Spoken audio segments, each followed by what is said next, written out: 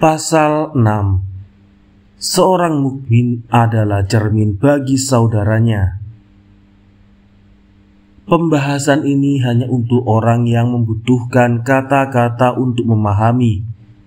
Bagi orang yang mampu memahami tanpa kata-kata, apa guna lagi kata-kata untuknya? Langit dan bumi adalah kata-kata bagi yang memahami.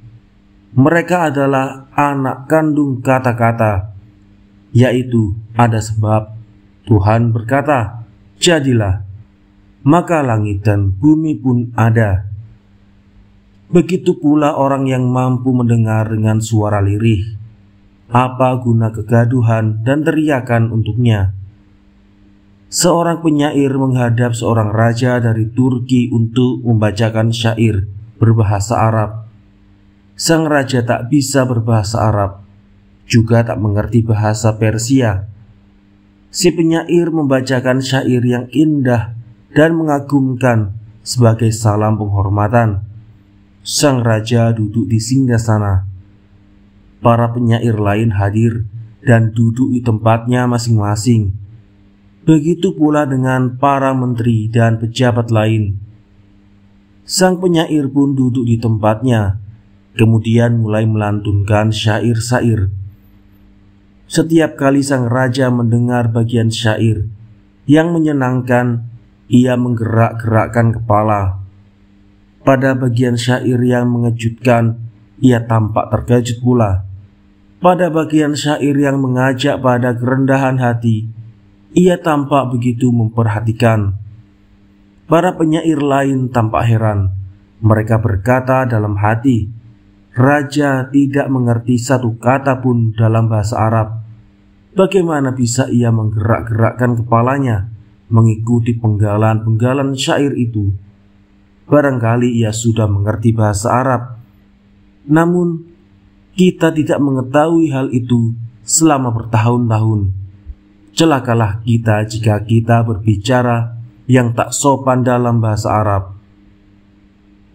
Sang raja memiliki seorang pelayan istimewa. Para penyair memberi pelayan tersebut kuda, keledai dan harta lainnya. Mereka menjanjikan pemberian lebih nanti. Mereka berkata kepada pelayan tersebut, katakanlah kepada kami, apakah sang raja mengerti bahasa Arab? Jika tidak, bagaimana bisa ia menggerakkan kepalanya sesuai makna dalam penggalan syair-syair Arab tersebut? Apakah itu karomah, ilham? Sampai kemudian sang pelayan mendapatkan kesempatan mendekati raja. Sang raja ingin berburu. Si pelayan melihat sang raja begitu gembira karena mendapat banyak hasil buruan. Si pelayan lantas bertanya kepada sang raja secara terus terang. Sang raja malah tertawa terbahak-bahak. Aku tidak mengerti bahasa Arab, jawab sang raja. Gerakan kepalaku dan ekspresi senangku saat itu karena aku mengerti maksud syair-syair tersebut. Jelaslah bahwa inti adalah tujuan yang diinginkan, sedangkan syair-syair hanya cabang dari tujuan tersebut. Jika tujuan tidak ada, maka syair tidak akan diungkapkan. Jika kita selalu melihat pada inti, maka kualitas akan lenyap. Jika kita selalu melihat pada inti, maka dualitas akan lenyap. Sebab dualitas hanya ada di cabang, sedangkan inti hanya satu, sebagaimana para syekh dalam tasawuf. Meski penampilan mereka bermacam-macam dan sikap, ucapan, dan tindakan berbeda-beda, tujuan mereka hanya satu, yaitu mencari Allah. Ibarat angin yang bertiup, tiupannya mengangkat ujung karpet dan menggerak-gerakkan tengahnya. Debu dan jerami terangkat ke udara. Tiupan angin menjadikan permukaan air danau berkerut-kerut seperti baju perisai dari baja. Tiupan angin menjadikan pohon-pohon, cabang-cabang dan daun-daun menari-nari. Semua itu tampak sebagai kondisi yang berbeda-beda. Namun, dari sisi inti, hakikat dan sudut pandang objek, semua itu adalah satu. Semua gerakan tersebut dari angin. Seseorang berkata, "Aku ceroboh." Rumi menjawab, "Jika pemikiran semacam itu muncul pada diri seseorang, hingga ia menegur diri sendiri seraya berkata, 'Ah, siapa aku ini? Mengapa aku melakukan ini?' Itu adalah bukti Allah mencintainya dan selalu memperhatikannya. Cinta akan selalu ada selama ada teguran kepada diri sendiri. Sebab teguran disampaikan hanya kepada orang-orang tercinta, bukan kepada orang yang asing. Teguran itu pun memiliki arti berbeda-beda. Jika seseorang merasa tersengat oleh sebuah teguran dan ia menerima dengan lapang dada, maka teguran itu adalah tanda cinta dan perhatian. Namun bila teguran itu berlalu begitu saja tanpa ada perasaan tersengat pada diri seseorang, maka teguran tersebut bukanlah tanda cinta. Jika karpet dipukul-pukul dengan kayu untuk membersihkan debu-debu yang melekat, orang-orang berakal tidak akan menyebut pukulan itu sebagai teguran. Namun, jika orang tua memukul anak mereka atau orang-orang yang mereka cintai, orang-orang berakal akan menyebut tindakan itu sebagai teguran. Cinta tampak jelas dalam hal ini. Selama ada perasaan tersengat dan penyesalan dalam dirimu, berarti Tuhan memperhatikanmu dan mencintaimu. Jika kau melihat aib pada saudaramu, maka aib itu juga ada pada dirimu. Orang alim bagaikan cermin. Kau melihat gambaran dirimu dari dirinya. Seorang mukmin adalah cermin bagi saudaranya. Jauhkan aib dari dirimu. Sebab apa yang ada di diri saudaramu yang membuatmu tersengat juga ada di dirimu. Tuntunlah seekor gajah ke sumber air agar ia minum. Gajah itu melihat dirinya di air. Ia kemudian lari. Ia mengira lari dari gajah lain, tanpa menyadari sesungguhnya ia lari dari diri sendiri. Sifat-sifat buruk, zalim, iri, dengki, serakah, keras hati, dan sombong, ketika ada dalam dirimu, kau merasa biasa saja. Namun saat kau melihat sifat-sifat itu pada diri orang lain, kau segera menghindar dan merasa tersengat. Seseorang tidak jijik pada kudis dan kurap di tubuhnya sendiri. Ia mencelupkan tangannya yang luka ke dalam sayur sop, kemudian menjilatnya.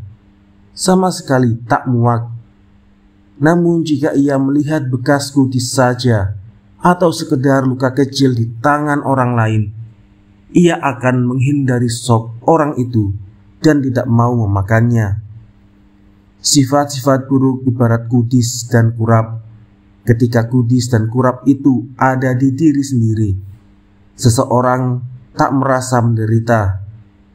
Namun jika ia melihat bekas-bekasnya saja pada orang lain, ia merasa tak nyaman dan perlu menghindar.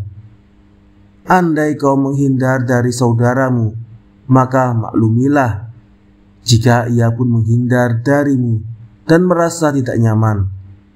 Ketaknyamananmu atas saudaramu menjadi pemakluman bagi yang bersangkutan. Ketaknyamananmu muncul sebab kau melihat aibnya dan yang bersangkutan juga melihat aib dirinya.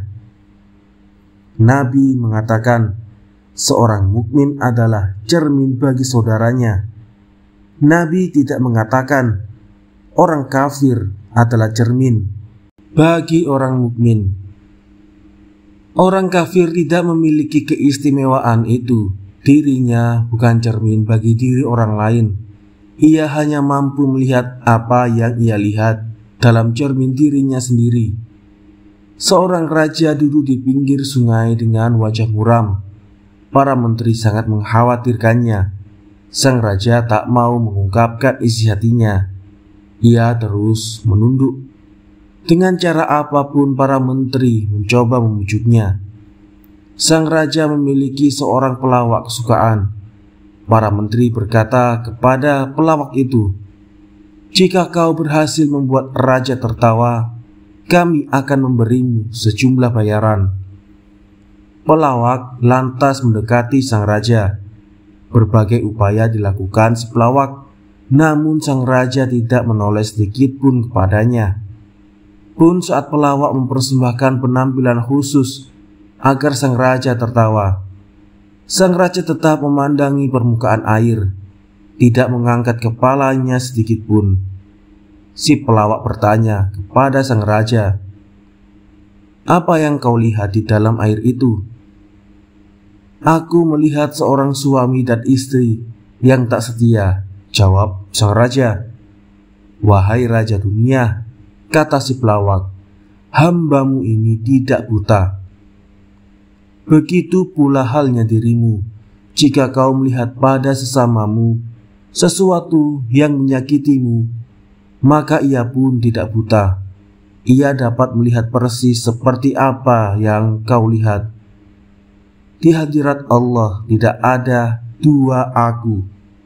Kau berkata aku, dan dia berkata aku. Jika begitu, kau mati di hadiratnya atau ia mati di hadapanmu hingga tidak ada lagi dualitas. Tuhan mati, itu tidak mungkin, baik dalam kenyataan atau dalam pikiran. Bagaimana mungkin dia mati?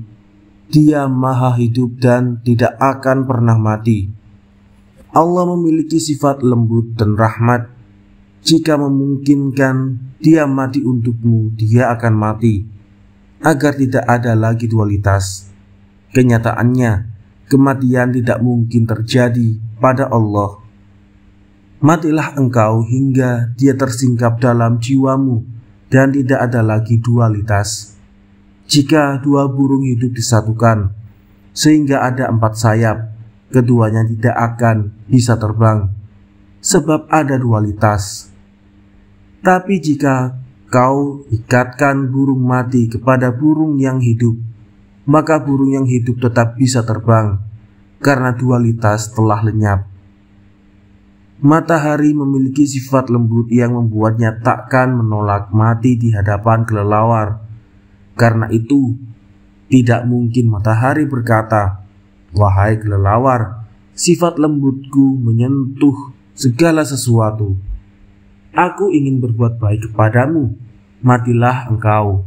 Kematianmu memungkinkan agar kau mendapatkan cahaya keagunganku.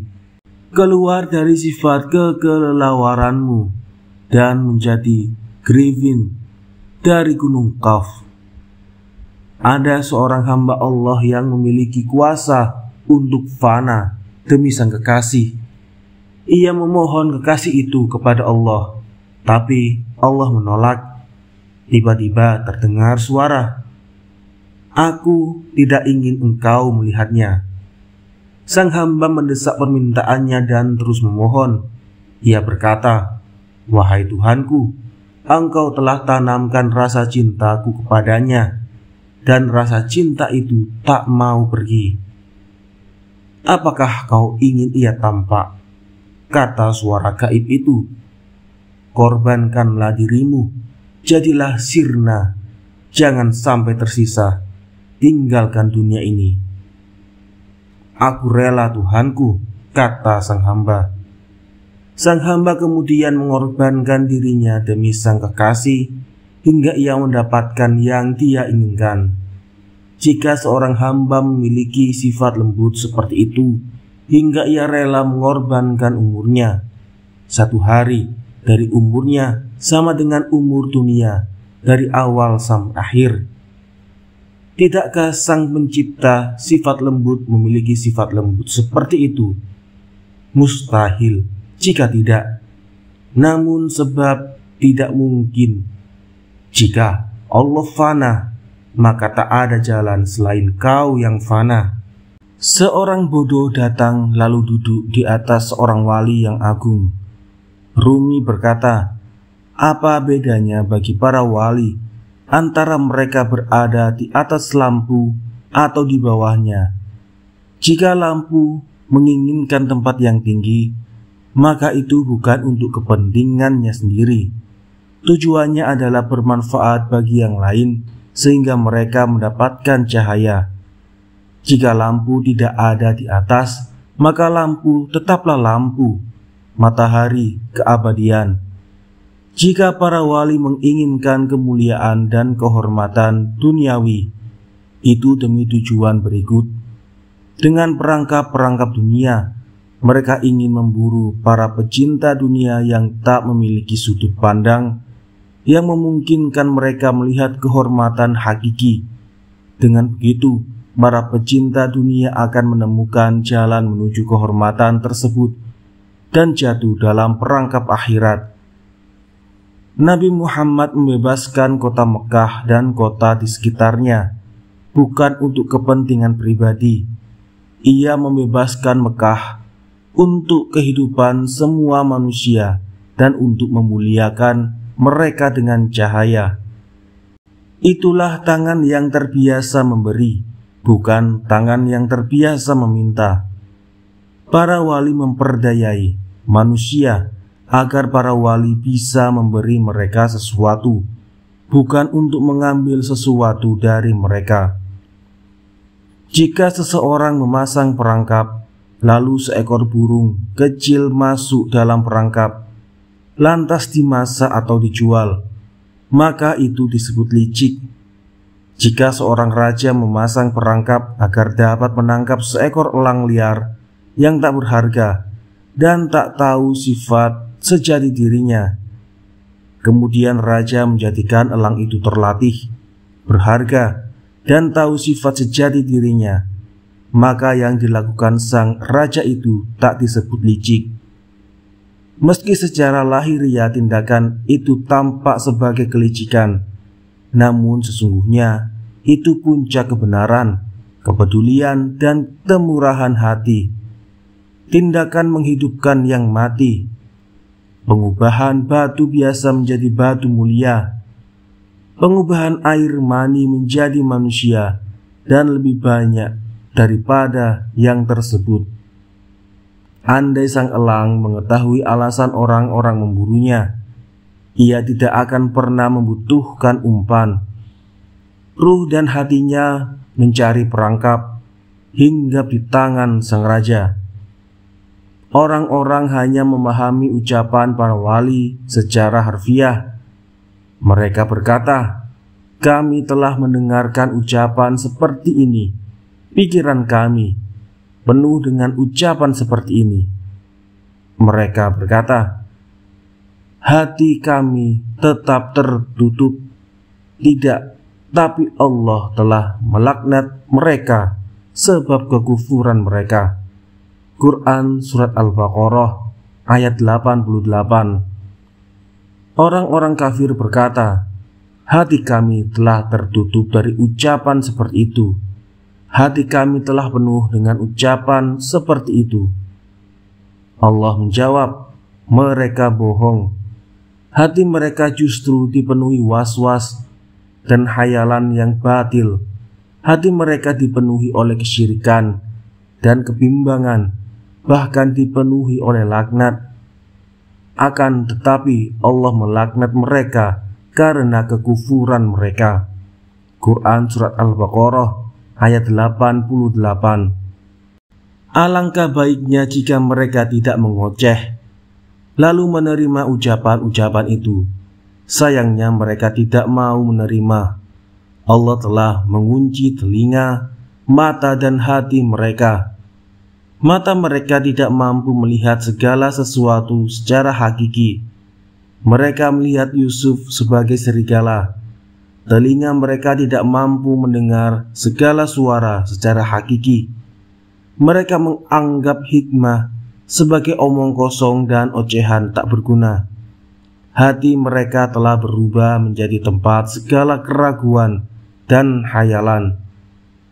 Mereka dikuasai berbagai bentuk suasana gelap dan hayalan kosong di musim dingin. Hati mereka mengeras dalam salju dan suhu di bawah titik beku.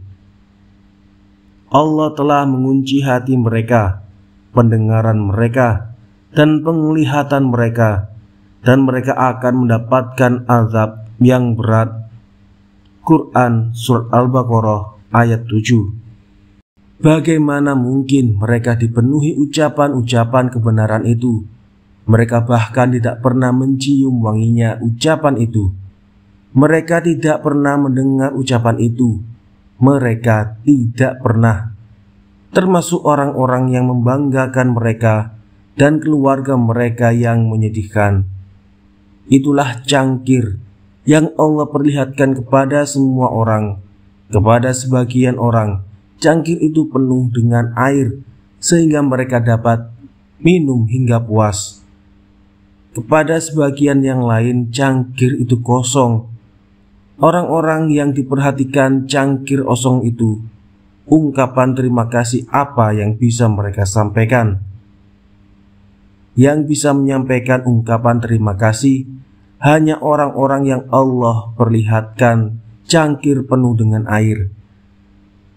Ketika Allah menciptakan Adam dari tanah dan air, Dia mengolah tanah liat Adam 40 hari. Allah menyempurnakan bentuknya. Allah membiarkannya selama beberapa waktu di bumi.